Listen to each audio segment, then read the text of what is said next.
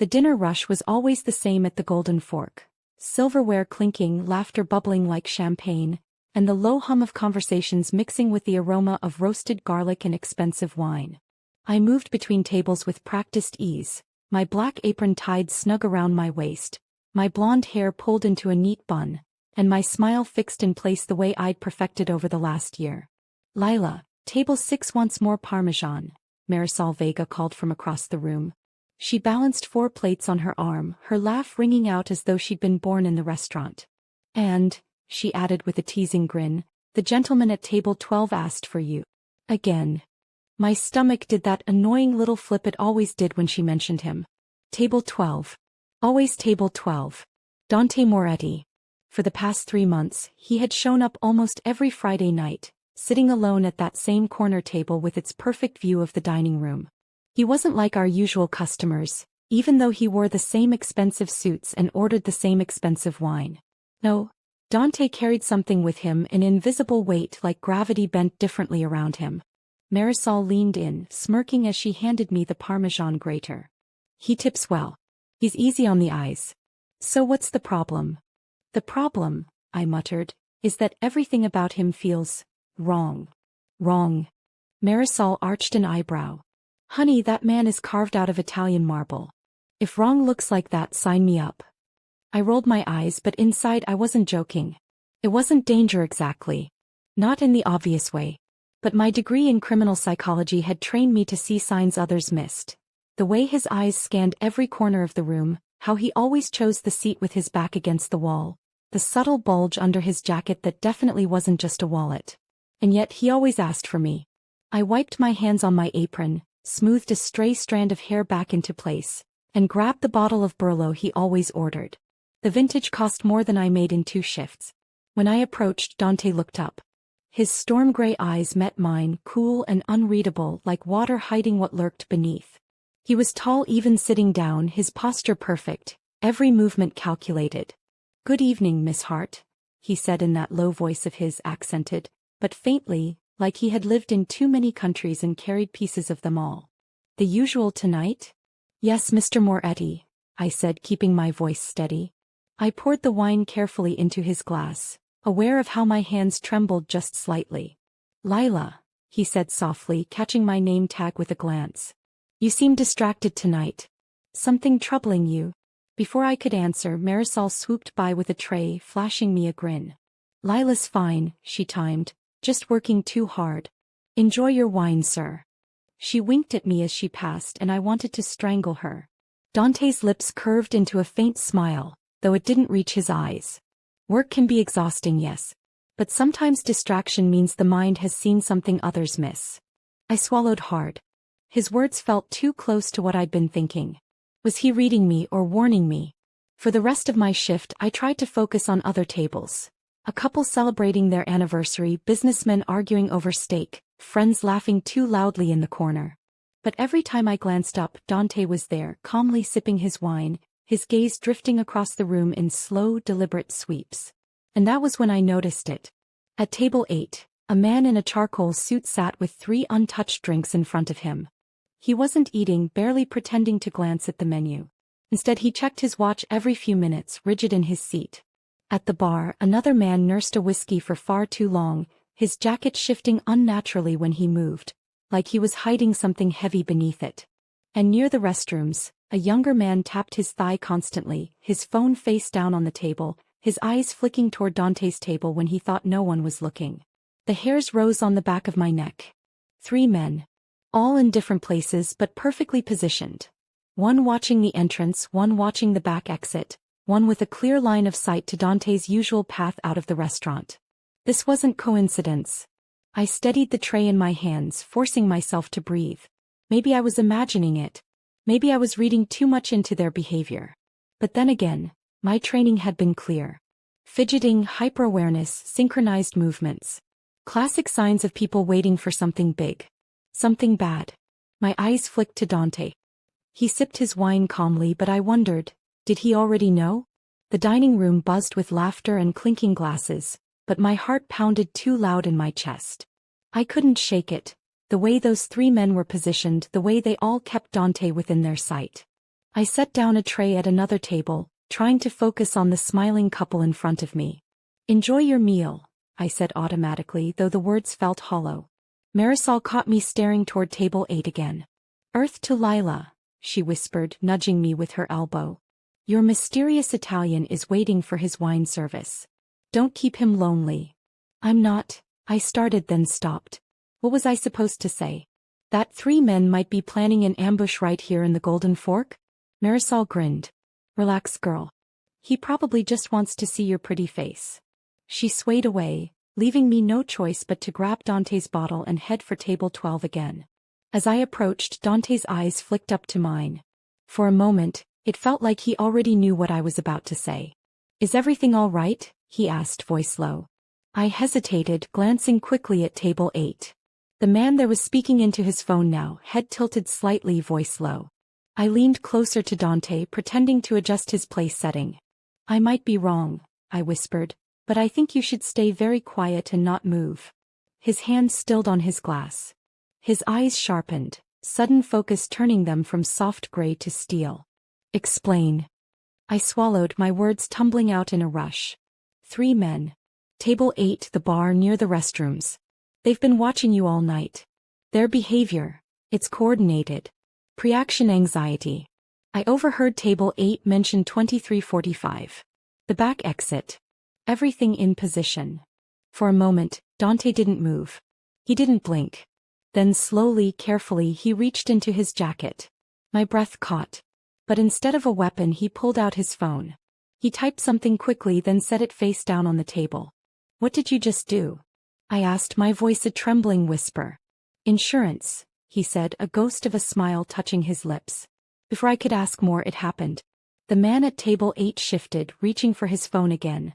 But before he could even lift it, 2 men in dark suits appeared out of nowhere. They moved like shadows, fast and precise, pinning his arm behind his back and slamming him face-first into his plate. The man at the bar tried to run, but another suited man blocked his path, tackling him so hard the whiskey glass shattered across the floor. The younger man near the restrooms bolted for the back exit, but he barely made it 2 steps before a third shadow intercepted him. I froze, the tray shaking in my hands, my breath trapped in my throat.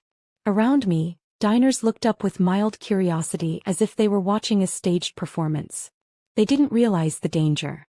Dante lifted his wine glass and sipped calmly, as though nothing out of the ordinary had happened. I stared at him, my heart hammering. "Who are you?" His eyes met mine, steady and unreadable. "Someone you should not have warned," he said softly. But then he stood, sliding a crisp bill onto the table. His hand brushed the small of my back, guiding me firmly toward the exit. "Your shift is over, Lila Hart," Dante Moretti said in that quiet, commanding voice. "Now you leave with me." The cool night air outside the Golden Fork bit at my cheeks, but my skin still burned with leftover adrenaline. The restaurant door shut behind us with a muffled thud, cutting off the hum of laughter and clinking glasses. A sleek black sedan sat at the curb, engine running, exhaust misting into the chilly Chicago night. The street was quiet except for the low rumble of traffic 2 blocks over. It should have felt like freedom, stepping outside after a long shift. Instead, it felt like stepping off a cliff. Dante's hand stayed lightly against the small of my back. It wasn't forceful, but it wasn't optional either. His touch carried a weight that said, "You don't walk away now." "Wait," I said, turning to face him. My voice shook, but I lifted my chin. I can't just leave. My shift isn't over." His storm-gray eyes studied me, cool and unreadable. "Your shift ended the moment you warned me." "You can't just decide that," I shot back, though my voice was barely above a whisper. "I can." His tone was calm, almost gentle, but there was steel beneath it. "And I have. You don't want to be inside when the police arrive to investigate what just happened." My stomach twisted. What did just happen? Who were those men? "Not your concern." "That's not good enough." His gaze lingered on me as though weighing something. Then he leaned slightly closer, his voice so low only I could hear. "You saw a storm coming, Lila. And you chose to warn me instead of pretending you hadn't noticed. That means you're standing in the rain with me now. There's no going back inside to dry off." I wanted to argue, to insist I wasn't part of this, that I didn't belong anywhere near his world. But the truth was undeniable. I had chosen to say something. And now my life had tilted off its axis. The sedan's rear door opened silently. A man stepped out, tall, broad-shouldered, with silver hair at his temples and eyes sharp as glass. He didn't speak. He simply opened the back door and waited. "This is Raul Delgado," Dante said smoothly. "My driver." "Driver. Right. And bodyguard. And probably more." I glanced back at the restaurant. Through the glowing windows I saw Marisol clearing a table, her expression puzzled as she glanced toward the door, probably wondering why I hadn't come back. My throat tightened. "I should tell someone I'm leaving. My friend." "Marisol will understand later," Dante interrupted softly. "Come." His voice wasn't harsh, but it carried a quiet authority that made arguing feel pointless. Against every rational thought in my head, I slid into the back seat of the sedan. The interior smelled faintly of leather and expensive cologne. The seats were buttersoft, swallowing me as the door clicked shut. Dante slid in beside me a moment later, his presence filling the space even though he kept a deliberate distance. Raul closed the door, then slipped into the driver's seat without a word. As the car pulled smoothly away from the curb, I pressed my palms against my knees to stop them from shaking. "Where are you taking me?" I asked, my voice steadier than I felt. "Somewhere safe," Dante said simply. "Safe." I let out a short, nervous laugh. "You mean your version of safe? Because what I just saw back there looked anything but safe." "Appearances deceive," he replied calmly. "Safety is not the absence of danger, Miss Hart. It is control over it." I turned to stare at him. "Do you always talk in riddles?" One corner of his mouth curved upward. "Only when the truth would frighten people more." I shivered, unsure if he was joking. We drove in silence for several minutes, the city blurring past outside the tinted windows. My mind buzzed with questions I didn't dare ask. Who exactly was Dante Moretti? Why did 3 armed men want him dead? And why, out of everyone in that restaurant, did he keep choosing me? Finally I said quietly, "You're dangerous, aren't you?" He didn't answer right away. Instead he tilted his head, studying me as though I were the one under suspicion. "And yet," he said at last, "you warned me." His words hung in the air, heavy with meaning. I swallowed, my throat dry. Maybe I shouldn't have. Maybe. His gaze held mine, steady and unflinching. "But you did. And that makes all the difference." The sedan moved like a shadow through the Chicago streets, gliding past glowing street lamps and shuttered storefronts. The city never slept, but in this part of town it seemed to hold its breath. I sat stiffly, my hands clasped tightly in my lap. Raul drove with mechanical precision, eyes always forward, never glancing back at us. The silence pressed down until I couldn't stand it. "Tell me what's happening," I demanded, my voice breaking slightly. "Please. I deserve that much." Dante shifted, his body angled toward me though his posture remained relaxed. He looked like a man who could have been discussing wine pairings, not life or death matters. "What do you think happened, Lila?" he asked. I blinked at him. "What do you mean?" "You studied psychology. You observed details most would miss. So tell me, what conclusion does your mind reach?" My pulse quickened. He wasn't mocking me. He was testing me. I forced myself to think clearly, to push past the fear. 3 men, I began slowly. All positioned with clear lines of sight to your table. Coordinated. Hyperware. Pre-action anxiety. Checking watches, fidgeting, scanning exits. They weren't waiting for food or drinks. They were waiting for you. And I hesitated, then said softly, they were preparing for an ambush. Maybe an assassination attempt. His lips curved in approval, though his eyes stayed sharp. "Correct." A chill swept through me. I wanted to be wrong. "Who are they?" I whispered. "Pieces on a chessboard," Dante said. "And tonight their player miscalculated." My hands tightened on my knees. "That's not an answer." "No," he agreed, his gaze steady on mine. "But it is the only one you need for now." Frustration warred with fear. "Why me?" I burst out. "Why do you keep asking for me at the restaurant? Why pull me into this?" For a moment he said nothing. The city lights flickered across his face, carving shadows into his sharp cheekbones. Finally he spoke. "Because you see," Dante said simply. I frowned. "See what?" "Patterns. Truths others overlook. You noticed what my men were paid to notice. You recognized a storm before it broke. He leaned closer, his voice dropping to a murmur. That is rare. And valuable. Heat rushed to my face. I wanted to deny it, to say I was just a waitress doing her job. But the part of me that had studied criminal psychology for years knew he was right. So I shook my head. I didn't ask for this. No, he said softly, almost kindly. But sometimes life does not ask. It demands. The car slowed, turning onto a private drive that wound upward between tall iron gates. Beyond them, a tower of glass and steel rose against the night sky. The building glittered like a blade catching moonlight, elegant and cold. The sedan pulled into a secure underground garage. Raoul parked smoothly, stepped out and opened my door. I hesitated, staring at the concrete walls, the cameras that followed our every move. My gut screamed that stepping out of this car meant stepping deeper into a world I could never leave. Dante extended his hand. Not forceful but steady. Waiting. Lila, he said quietly, you already stepped into it the moment you warned me. My breath caught. For a long moment I stayed frozen. Then with trembling fingers I placed my hand in his.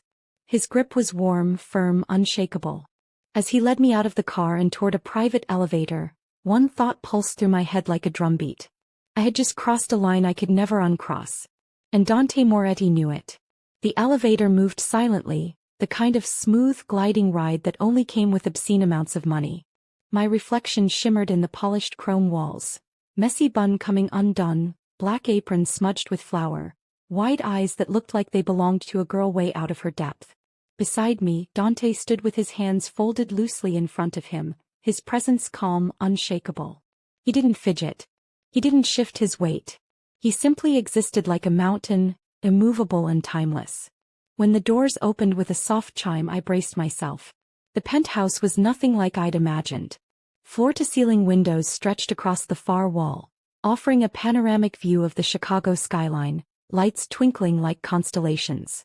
Sleek furniture, leather, steel and dark wood, was arranged with the precision of a showroom. Expensive art hung on the walls, abstract pieces that probably cost more than my college tuition. Everything gleamed.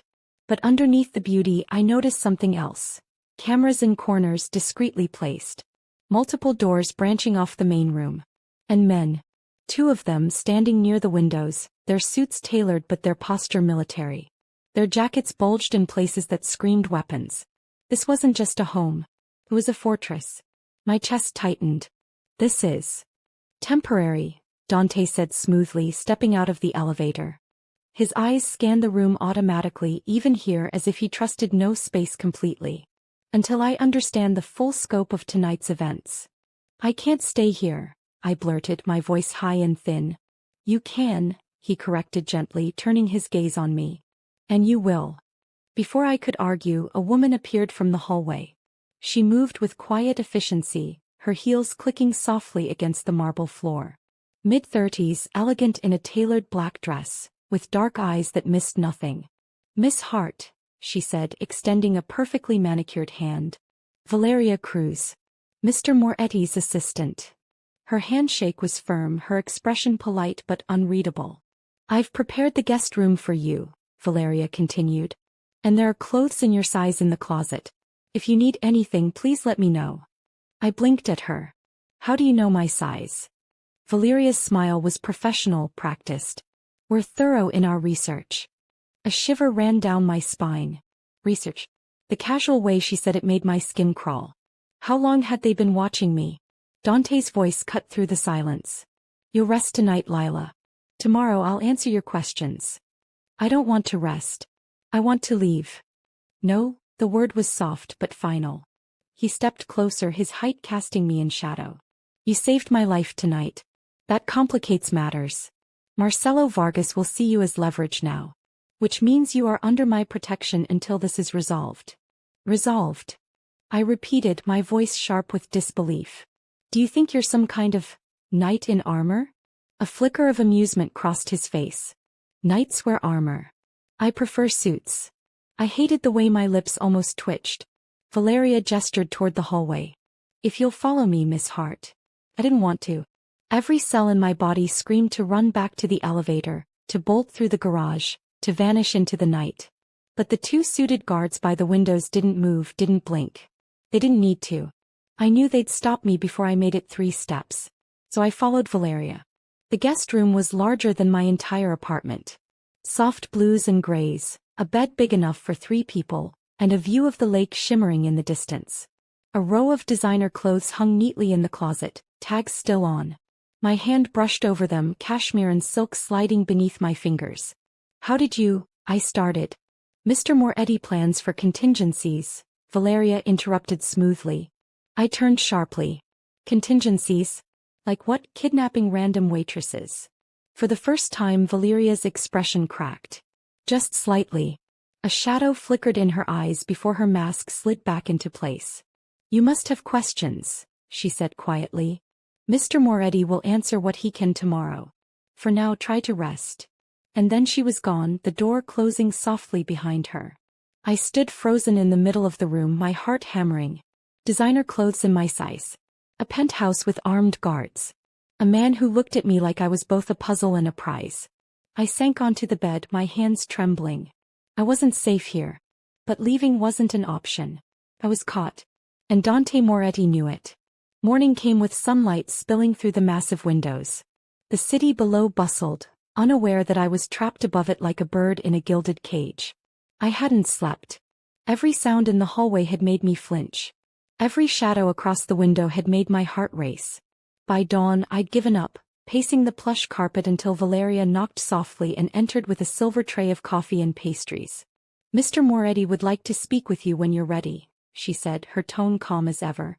I wrapped my hands around the coffee cup, grateful for the warmth. "And if I'm not ready?" Her lips curved slightly. "Then he'll wait.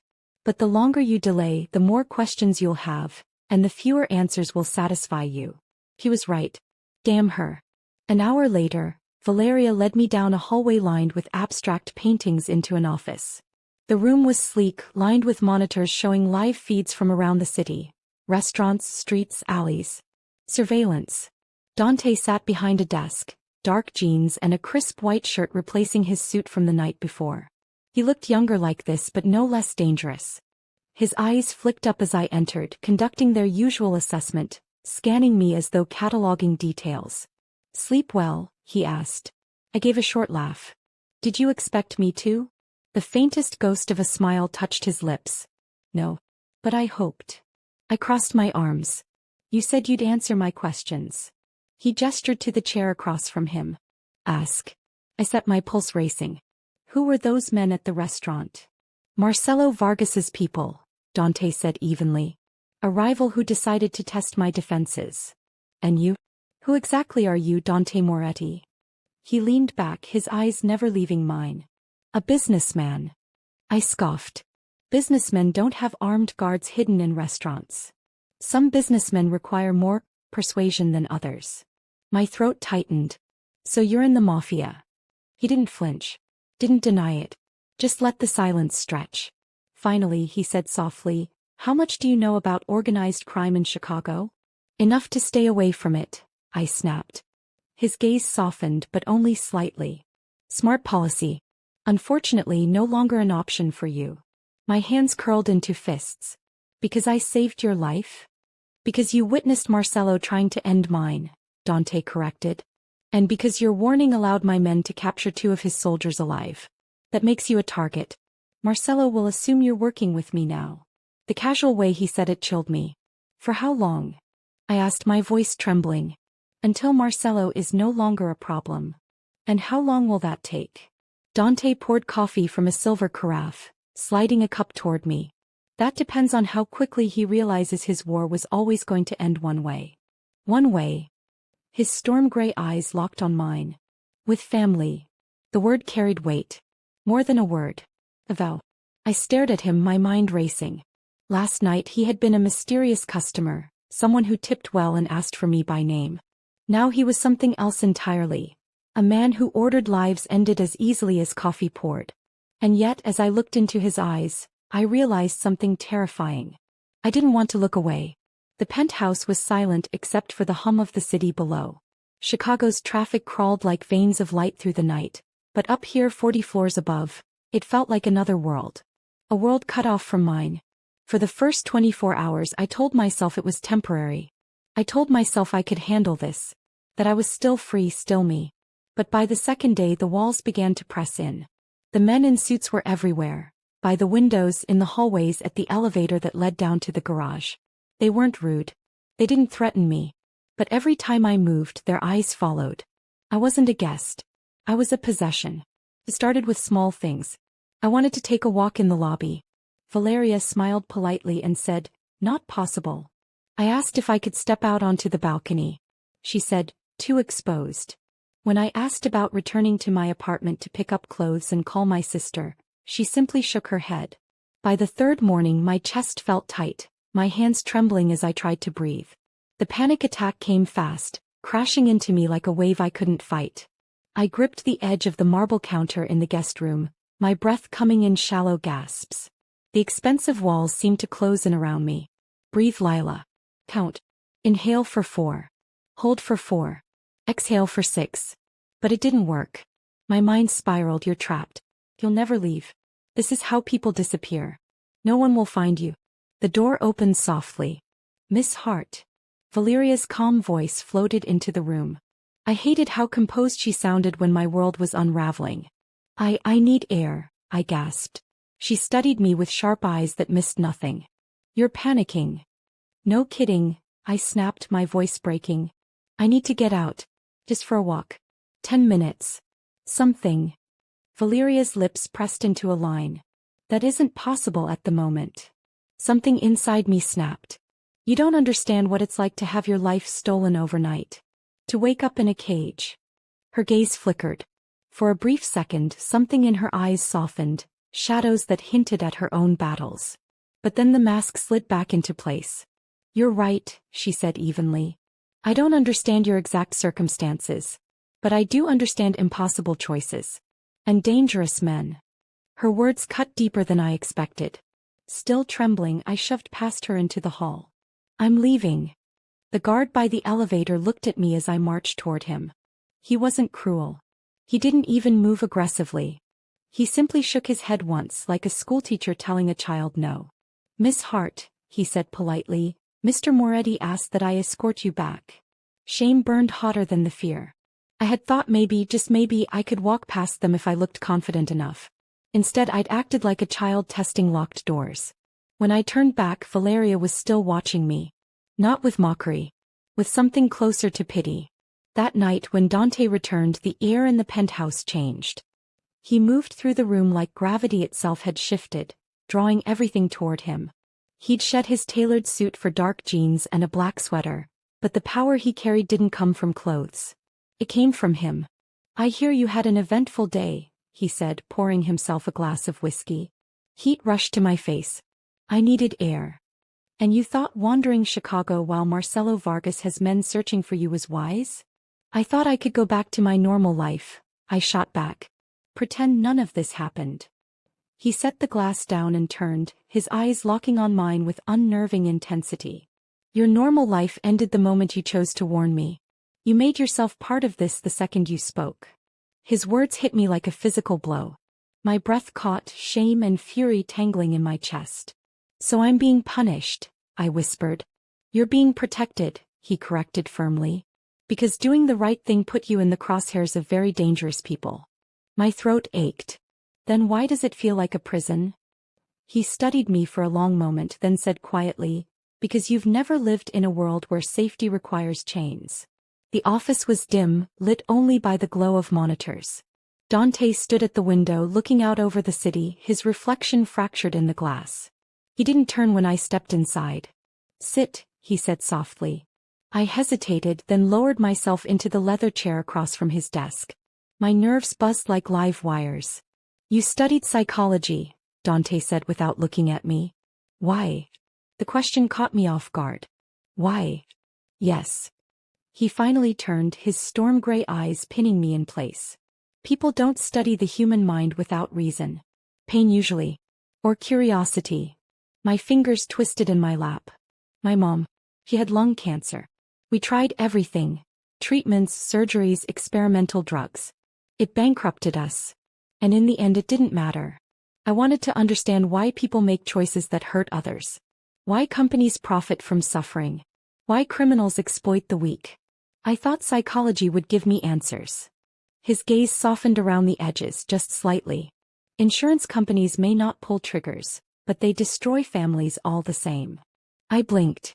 That's not exactly the insight I expected from you. He poured coffee into 2 cups, sliding one toward me. For a moment, silence stretched.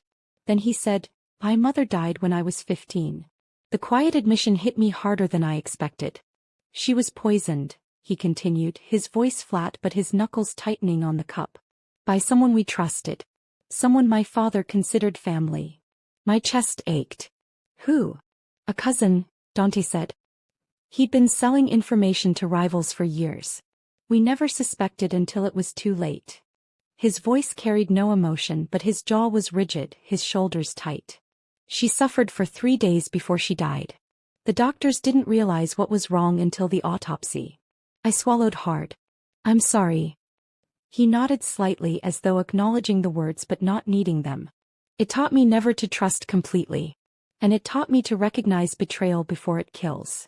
Understanding dawned like a heavy shadow. "That's why you watch everything. That's why you see enemies where others see friends," he finished for me. His eyes locked on mine. "It's why your warning mattered. You saw what most missed. And you acted." I stared at him, my heart pounding. This man was a contradiction. Calm and ruthless, guarded and vulnerable. He terrified me. And yet part of me wanted to step closer, to touch the raw wound beneath all that control. "You don't trust anyone," I said softly. His expression didn't change. "Trust is a luxury I can't afford." "That sounds lonely." For a moment something flickered in his eyes. Not softness. Not warmth. But something raw. "Loneliness is better than betrayal." The words hung in the air between us, sharp and unyielding. I should have left then. I should have walked back to the guest room, closed the door and reminded myself that Dante Moretti was a dangerous man whose life bled into mine by accident. That I stayed. Because in that moment I realized something terrifying. I wasn't afraid of him. I was afraid of how much I wanted to understand him. The night smelled like rain and car exhaust. After 3 days in Dante's penthouse fortress, he had finally allowed me to go back to the Golden Fork.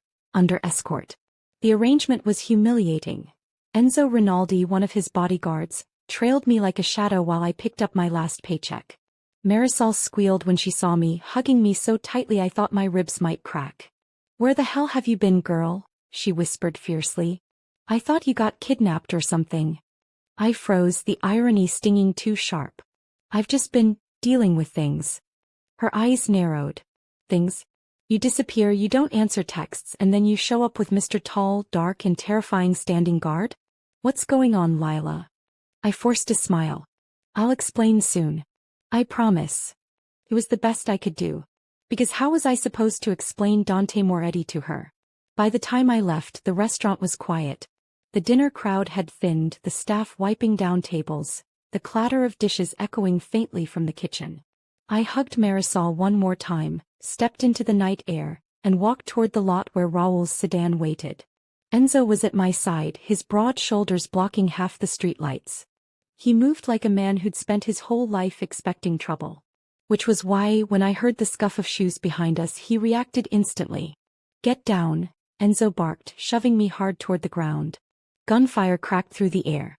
The sound was deafening in the open lot, bullets sparking against a nearby car. My heart nearly stopped. I scrambled behind a row of trash bins, my breath coming in ragged gasps. Enzo had already drawn his weapon, firing back at 2 men emerging from the shadows. Their faces were masked, their movements coordinated. One of them shouted, "Take the girl." The words made my blood run cold. They weren't here for Dante tonight. They were here for me. Enzo swore under his breath, returning fire. "Stay down, Miss Hart." But staying down wasn't enough. My entire body shook with adrenaline, every instinct screaming that this wasn't just about intimidation. They really meant to drag me away. I peered around the trash bin just in time to see a 3rd man circling from the far side. He was moving fast, aiming straight for me. "No," I whispered, panic clawing up my throat. The man lunged. then stopped abruptly, his body jerking back as if yanked by invisible strings. A gunshot echoed across the lot. The attacker crumpled to the ground. And then Dante stepped out of the shadows. He wasn't supposed to be here. He'd said Raul and Enzo would bring me safely back. But there he was in his black coat, eyes like steel, gun steady in his hand. He didn't hesitate. He moved forward with lethal precision, firing 2 more shots that dropped the masked men Enzo was fighting. The entire scene was over in less than 30 seconds. Silence fell. My breath came in shallow gasps, the stench of gunpowder heavy in the air. Dante lowered his weapon, his gaze snapping to me. For the first time I saw something break through his calm. His eyes burned, not with fear but with fury. "Are you hurt?" His voice was sharp, clipped. I shook my head, though my body trembled violently. "And no." He crossed the lot in long strides, gripping my arms and pulling me to my feet. His touch was firm, grounding, his eyes scanning me as though checking for wounds himself. "They wanted to take you," he said, his voice low and dangerous. "I heard them," I whispered. His jaw tightened, muscles clenching. "Marcelo thinks you're leverage. That changes everything." He didn't let go of me, not even as Raul's sedan screeched into the lot a moment later, headlights flashing across the scene. Raul jumped out, gun drawn, scanning for threats. "They're down," Dante said coldly. "Clean this up." Raul nodded, already calling in reinforcements. Dante turned back to me, his hand still gripping mine. "You're coming with me. Now." I wanted to protest, to scream that this was insane, that I couldn't keep living like this. But the truth was still echoing in my head. Take the girl. I wasn't a bystander anymore. I was the target. The ride back to the penthouse was silent. Dante sat beside me in the back seat, his hands still loosely clasping mine. It wasn't gentle, but it wasn't cruel either. It was possession. A tether. I stared out the tinted window, my reflection pale and wide-eyed against the blur of city lights. My body buzzed with leftover adrenaline, my mind replaying the gunshots, the way one of those men had lunged for me. When the sedan pulled into the underground garage, Raul opened the door, but Dante didn't move immediately. He just looked at me, his storm-gray eyes unreadable. "You're shaking," he said softly. "Of course I'm shaking," I snapped. My voice broke. "I almost got kidnapped." "And you didn't," he said firmly. "Because I was there." I turned on him, anger and fear boiling over. "That's not reassuring. Do you think I want to live like this? Looking over my shoulder, wondering when someone's going to drag me into a van." His jaw flexed. "It isn't what I wanted for you either." "Then let me go," I shouted, the words tearing out of me before I could stop them. The echo of my voice bounced off the car's interior. Raul stiffened in the front seat but said nothing. Dante's gaze didn't waver. He leaned closer, his voice low, almost dangerous in its calm. "If I let you go, they will find you within a week. They will take you. And I won't be there to stop it." Tears stung my eyes. "So what? I just accept this? That my life isn't mine anymore?" His hand lifted, almost hesitantly, brushing against my cheek. The touch startled me, gentle where everything else about him was sharp edges. "No," he said quietly. "You accept that your life is worth protecting. Even if it means chains." My breath caught. His hand lingered against my skin, his thumb brushing lightly as though he didn't quite realize he was doing it. The air between us shifted. The tension that had been fear twisted into something hotter, heavier. I should have pulled away. I should have shoved his hand off, stormed out of the car, locked myself in the guest room. Instead I whispered, "You terrify me." His lips curved, not in a smile but in something darker. "Good. Fear keeps you alive." And then he kissed me. It wasn't tentative. It wasn't careful. It was fierce, claiming, pulling me into a world I swore I didn't want but couldn't resist. His mouth pressed against mine, his hand sliding into my hair, tilting my head back as though he had every right to command me. I gasped against him, my body betraying me, heat flooding through me even as my mind screamed, "This is wrong, wrong, wrong." But nothing about it felt wrong. It felt inevitable. When he finally pulled back, his breath ragged, his forehead rested against mine. His storm-gray eyes burned into me, softer now but no less intense. "This complicates things," he murmured. My heart pounded so hard it hurt. "You think?" For the first time, a faint laugh escaped him, quiet and raw. It was the kind of sound that made my stomach twist because it wasn't the laugh of a monster. It was the laugh of a man who had forgotten how. We sat there in the dark car, silence stretching between us, the weight of what had just happened settling over us both. I had crossed a line, and there was no going back. The morning after the kiss, I woke with the taste of it still on my lips. It lingered like a secret I didn't want but couldn't forget. I dressed quickly, pulling on one of the expensive outfits Valeria had stocked in my closet. Silk blouse, fitted jeans, ankle boots that clicked softly against the marble floors. They weren't mine, but I wore them anyway like armor. Dante was already in his office when I entered. The room was dim except for the glow of computer monitors and the faint smell of coffee. He sat behind his desk, jacket draped over the chair, shirt sleeves rolled up to his forearms. He looked less like a mafia boss and more like a man buried under too many responsibilities. But then my eyes landed on the folder spread open in front of him. A photograph stared up at me. Adrian Flores. I froze. Adrian wasn't just a delivery boy from the restaurant. He'd been a little awkward, always smiling, always chatting while I signed receipts. He had dimples when he laughed. He couldn't have been more than 21.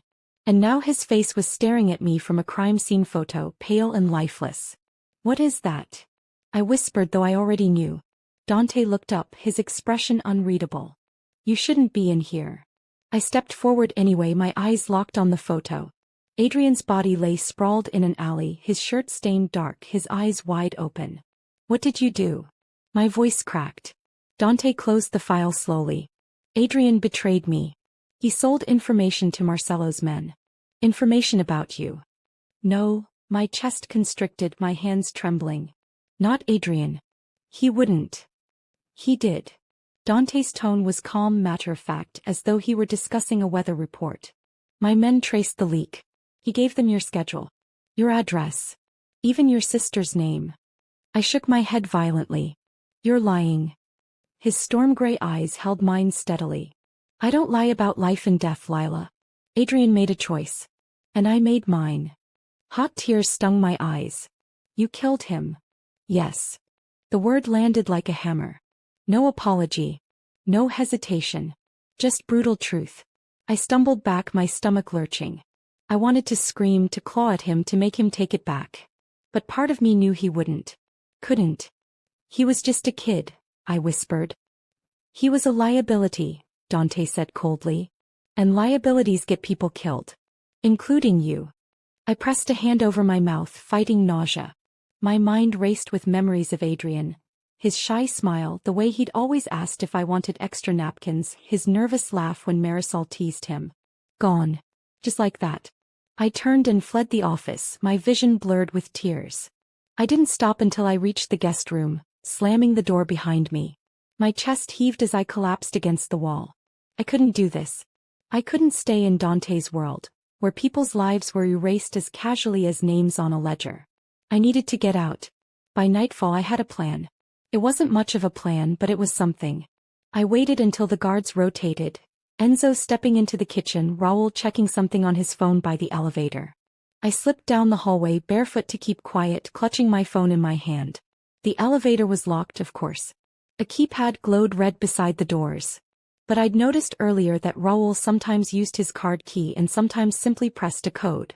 I had memorized the movements of his fingers over and over, pretending I wasn't watching. My pulse pounded as I typed the numbers.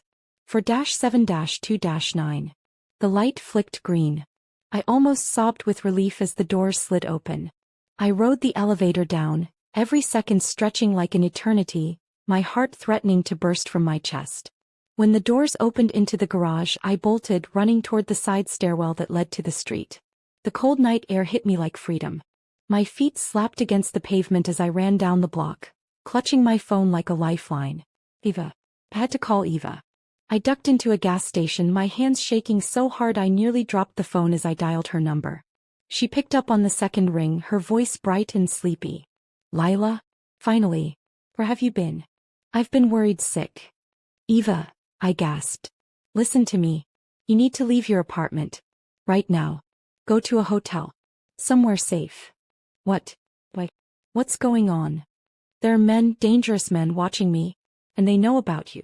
Please, you have to." The line crackled.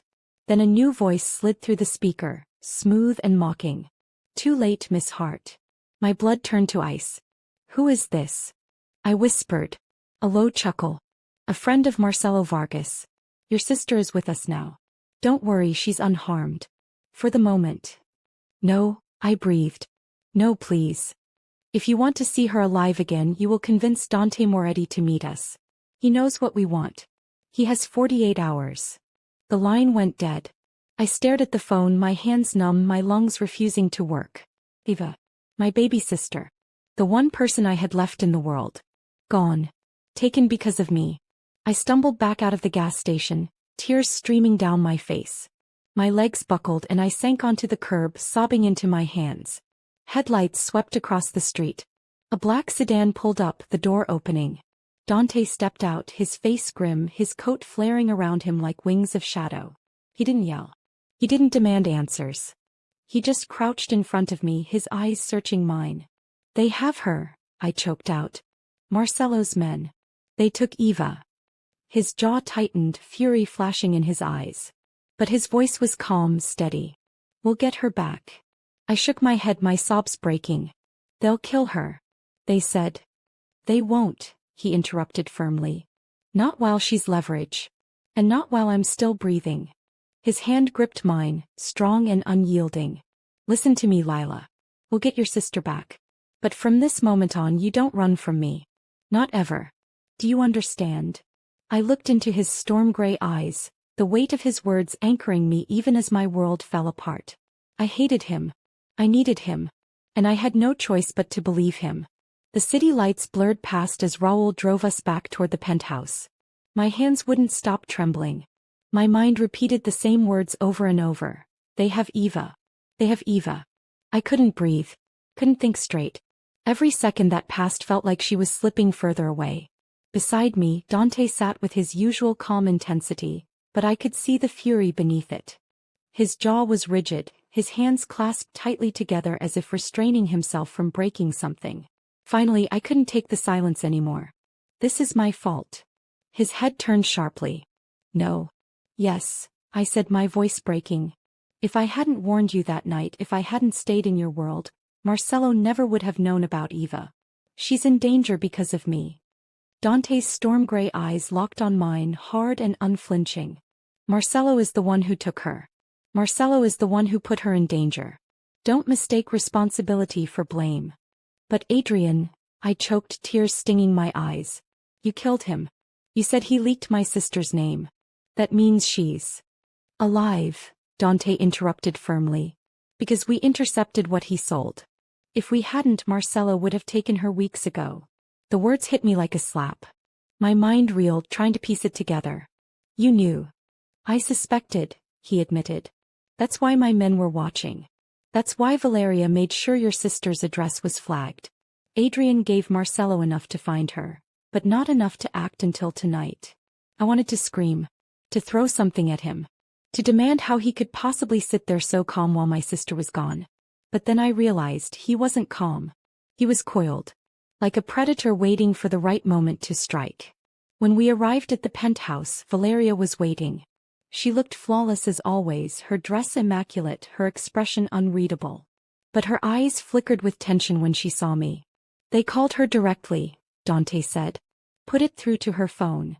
Valeria's brows knit. "That's bold." "They want me rattled," Dante replied coldly. "They think I'll rush. They think I'll make mistakes." He turned to me then, his gaze steady. "Tell me everything you heard. Word for word." I repeated the call, my voice shaking. "He said Eva was unharmed. He said you knew what they wanted. And he gave you 48 hours. Dante's eyes narrowed. "Marcelo wants territory. Supply lines. He thinks Eva is the leverage to force me. And is he wrong?" I demanded. "Yes." His tone was final. "I don't negotiate with men who touch family."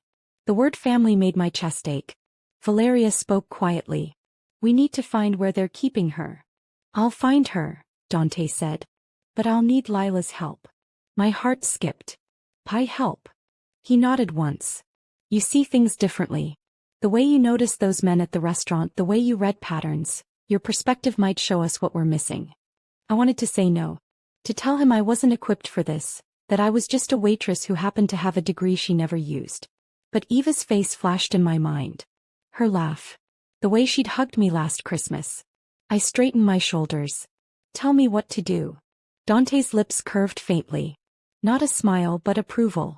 You're back in the fire now, he said softly. And there's no turning back. The war room wasn't a room at all. It was a section of Dante's penthouse converted into a command center. Maps of Chicago lit up the walls, screens showing live surveillance feeds, and a long table cluttered with files, photographs, and weapons. I stood in the middle, heart hammering, as Dante circled the table like a general before battle. Marcello has 3 major safe houses, Valeria said, sliding folders across the table. But only one has the resources to hold a hostage securely. The warehouse near Halstead. Too obvious, Dante said. Marcello knows I'd strike there first. He'll use it as a decoy. I forced myself to focus. My psychology training buzzed in the back of my mind. Think like them, Lila. If you were planning this, what would you do? Wait, I said, flipping through the photos. One showed a run-down motel on the outskirts of town. Another showed an old factory with broken windows. The motel, I said. It looks like nothing. Too small. Too quiet. But if you wanted to hide someone without drawing attention, that's where you'd put her. Dante's eyes flicked to me, sharp with interest. Why? Because it doesn't look like a stronghold, I explained quickly. It looks like weakness, which means you'd underestimate it. And that's exactly what Marcello wants. Valeria studied me, then nodded slowly. She's right. It fits his pattern. Dante's jaw tightened. Then that's where we'll hit.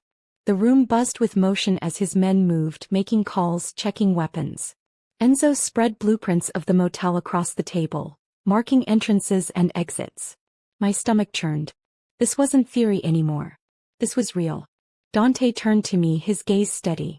You're coming with us. My mouth dropped open. What? No. Absolutely not. Yes, he said firmly. You know your sister better than anyone. If Marcello tries to use her against us, you'll see through it faster than my men. You'll know if she's signaling something. My hands shook. I'm not trained for this. His eyes softened just slightly. Neither were you trained to spot assassins in a restaurant. And yet you did. I trust your instincts, Lila. You should too. The words struck deep.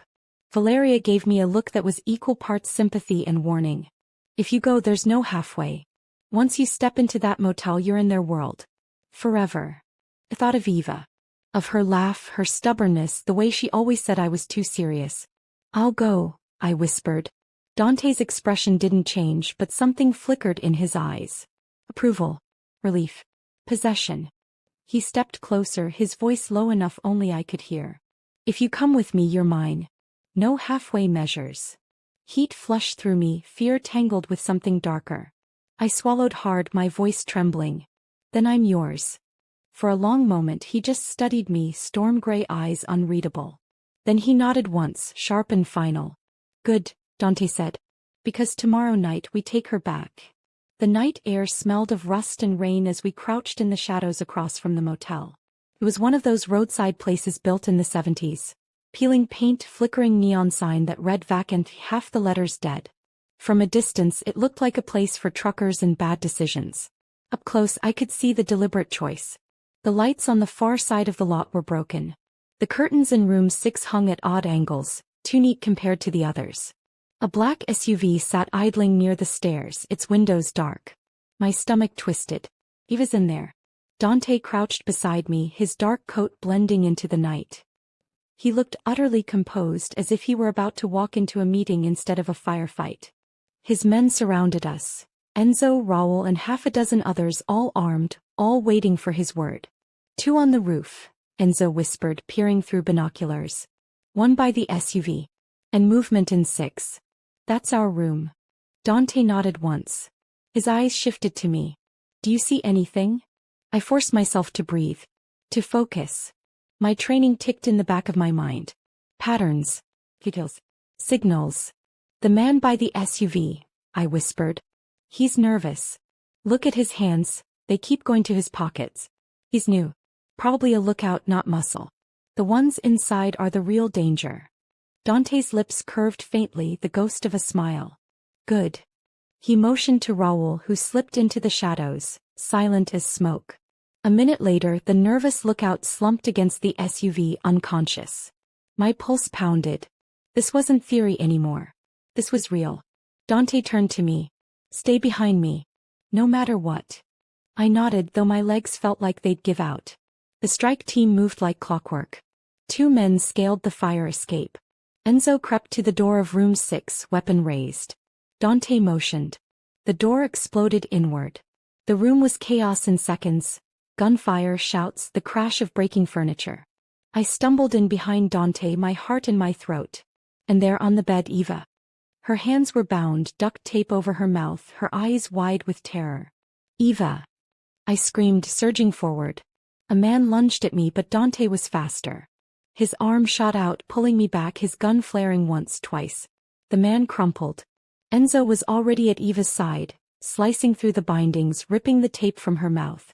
She sobbed, throwing herself into my arms. Lila, she cried, clutching me desperately. I thought. You're okay, I whispered, holding her tight even as chaos raged around us. You're safe now. But the fight wasn't over. Another gunman burst from the bathroom, spraying bullets blindly. Dante shoved me and Eva to the floor, returning fire with deadly precision. The man collapsed, blood pooling across the tiles. Silence fell, broken only by Eva's sobs. Dante lowered his weapon slowly, scanning the room. Clear. For a moment I thought it was over. Relief flooded me, hot and dizzying. But then Raoul's voice cut through the air, sharp with warning. Marcelo's not here. Dante's jaw tightened. His storm-gray eyes darkened. Of course not. He wanted us distracted. My chest tightened. What do you mean? It means, Dante said grimly, this was never about keeping Eva. It was about pulling us out of position. Before I could ask more, a distant rumble echoed across the night. Gunfire. From the direction of the Golden Fork. Dante's expression hardened. Marcelo is moving now. We returned to the Golden Fork in a blur of headlights and screeching tires. My arms wrapped tightly around Eva, who clung to me as though letting go would mean losing me forever. She was safe, but Dante was right. Marcelo hadn't given her up out of weakness. He'd given her up as bait. The restaurant's parking lot was chaos. Smoke poured from the broken windows, the neon signs sparking. Dante's men poured out of SUVs, weapons drawn, taking cover behind overturned tables and cars. Gunfire rattled through the night, glass shattering under the spray. Dante stepped out of the sedan, storm-gray eyes scanning the battlefield. He looked every inch the warlord now, his calm replaced with cold fury. Keep her safe, he ordered Raoul, nodding to me and Eva. Do not let them out of your sight. I wanted to argue. I wanted to beg him not to go inside. But the look in his eyes silenced me. He was already gone. Inside, the Golden Fork was unrecognizable. Tables overturned, walls scarred with bullet holes, the floor slick with blood. The place that had once been laughter and wine was now a battleground. I clutched Eva's hand, pulling her behind cover, my heart hammering. From across the wreckage I saw Dante moving like a shadow, precise and deadly. He returned fire with ruthless efficiency, dropping Marcelo's men one by one. And then I saw it. Matteo Grimaldi, Dante's trusted lieutenant, standing just behind him. Too close. Too still. His gun raised, not at Marcelo's men but at Dante's back. My breath caught. No. Time slowed. Dante! I screamed. He spun just as Matteo fired. The bullet grazed his arm instead of his skull. Dante dropped, rolling behind cover, his eyes flashing with lethal realization. Matteo, he said, his voice low and sharp, carrying across the chaos. You. Matteo sneered, his weapon still trained on him. You've gotten soft, Dante. Letting a waitress cloud your judgment. Marcelo was right, you're slipping. Rage flared in my chest. This wasn't just betrayal. This was personal. Dante didn't hesitate. He rose from cover, his gun steady, his voice like ice. And Marcelo was wrong. One shot. Matteo dropped, his eyes wide with shock, blood pooling beneath him. For a heartbeat, silence hung heavy. Then another voice cut through the air, low, mocking, familiar. Marcelo Vargas. He stepped into the ruined dining room flanked by two men, his grin sharp and cruel. Well, well. The king bleeds. And his court falls apart around him. Dante raised his weapon, storm-gray eyes locking on his rival. Not tonight. Marcello laughed, the sound echoing through the shattered restaurant. We'll see. The final showdown had begun. The Golden Fork was no longer a restaurant. It was a battlefield. The polished floors were slick with spilled wine and blood, the linen tablecloths shredded, the air thick with smoke and gunpowder. Marcelo Vargas stepped into the wreckage as if it belonged to him, his expensive suit immaculate despite the chaos. He smiled at Dante, a predator's grin, and tossed his jacket aside, revealing a holstered pistol. Chicago's king in his crumbling castle, Marcelo said. His voice was smooth, mocking. How fitting we finish it here where it all began. Dante's storm-gray eyes narrowed. His gun was raised, steady. You brought war into my house. Now you'll leave in a body bag. Marcelo chuckled. Guns are easy. Anyone can pull a trigger. But you, Dante Moretti, you pride yourself on being more than a man, don't you? You think you're inevitable. Prove it. Drop the gun. I held my breath. My hand clutched Eva's, but my eyes never left Dante. To my shock, he did it. Slowly, deliberately, Dante lowered his weapon and set it on a shattered table. Marcelo's smile widened. Good. Let's see who the real predator is. The two men circled each other. The room had gone silent except for the distant groans of wounded men. Every eye was on them. Marcelo struck first, lunging with a knife drawn from his belt. Dante sidestepped, catching Marcelo's wrist, twisting sharply. The blade clattered to the floor. But Marcelo was fast. He slammed his elbow into Dante's ribs, forcing him back. The fight turned vicious. Punches, grapples, bodies slamming into overturned chairs and broken tables. I couldn't look away. It wasn't graceful. It wasn't choreographed. It was raw survival. Dante's fist connected with Marcelo's jaw, sending him sprawling against the bar. Marcelo's hand scrabbled across the counter, seizing something, a heavy meat cleaver left behind from the kitchen staff's retreat. He swung. The blade whistled past Dante's head, embedding itself in the wood with a sickening thunk. Dante! I cried, my voice strangled with terror. Dante caught Marcelo's wrist again, their bodies locked in a deadly struggle. The cleaver gleamed inches from Dante's face as the two men strained against each other. Marcelo spat blood, sneering. You're weak now. Soft. Because of her. His eyes flicked toward me. Something changed in Dante's expression. The calm fractured, replaced by something fiercer. His muscles surged, twisting Marcelo's arm until the cleaver slipped free. It clattered to the floor. Dante seized it in one smooth motion. For a heartbeat, silence. Dante stood over Marcelo, the blade raised. Marcelo laughed bitterly, blood dripping from his mouth. Go on, king. Prove you're nothing but a butcher. Dante's storm-gray eyes burned. He drove the cleaver down. The sound was wet, final. Marcelo's body went limp, the sneer wiped from his face forever. I flinched, clutching Eva tighter, but my eyes stayed locked on Dante. He stood over Marcelo's corpse, chest heaving, the cleaver dripping. For the first time since I'd met him, he didn't look like a man. He looked like the storm itself. Violent, unstoppable, terrifying. And yet, as his eyes found mine across the wreckage, I felt no fear. I felt inevitability. He wasn't just a man I'd stumbled into. He was the path my life had always been hurtling toward. And I had chosen to stay. 2 years later. The Moretti estate sat on the edge of the lake, its glass walls reflecting the Chicago skyline. Inside, the world was quiet, ordered. Guards patrolled discreetly, staff moved with polished efficiency, and power pulsed through every corner like electricity. I stood in the sunlit study, my hand resting against the swell of my stomach. 7 months pregnant. Our daughter kicked lightly, a reminder of the future growing inside me. The woman in the reflection of the glass wasn't the same waitress who'd once carried plates through the Golden Fork. My blonde hair fell sleek against my shoulders, my clothes tailored, my posture steady. No apron. No tray. Just authority. Dr. Lila Moretti, Valeria said from the doorway, her voice tinged with something close to respect. The candidates are waiting. I nodded. Send in the first.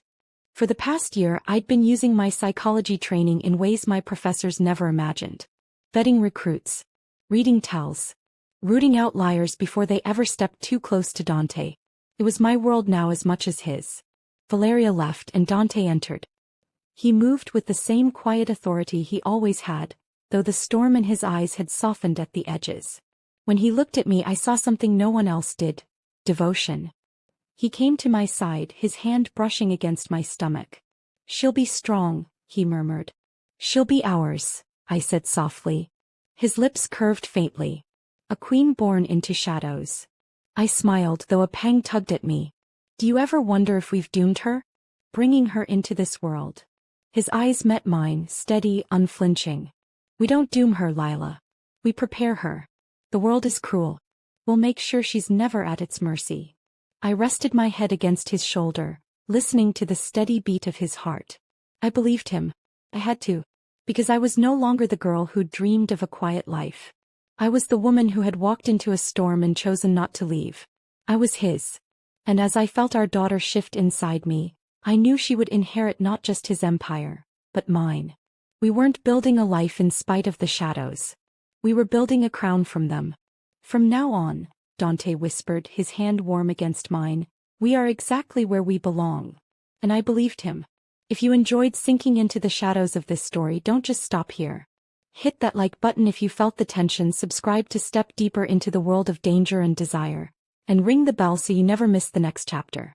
This storm is only just beginning, and trust me, you don't want to be left in the dark.